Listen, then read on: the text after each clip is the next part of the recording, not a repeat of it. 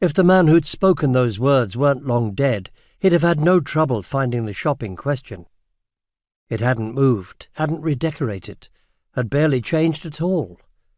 It was still the same stamp-sized floor space, with a counter on which sat a till, still fondly referred to as electric. It was still shelved floor to ceiling on all sides, and each shelf still bore the same bewildering array of vendables, the same cigars with green and yellow bands, the same chocolate frogs in the same foil wrapping, the same calendar, still celebrating 1993, still hung above the door to the stairs, and the same biscuit tin lid, its bright motif still a twinkly-eyed starlin, was still propped on a head-height shelf, and still saw service as a percussive device when conference was in swing.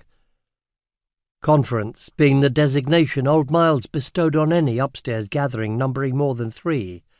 Any fewer, he was wont to grumble, and there was no call to count cadence, a rhythm he still observed by beating Joe Starlin in the face with a tiny hammer.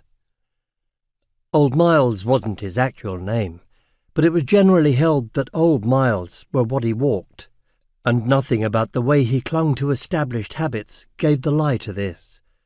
But one reason for adhering to tradition is an awareness of impending change, and the little shop's apparent obduracy concealed a minor shift that required major rearrangement, in that what once had been a going concern was now simply a concern.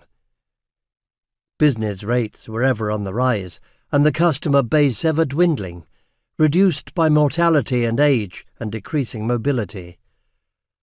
The shop had once been part of a local network of grocers and tradesmen of every description, where the competent shopper could provision a family for a siege.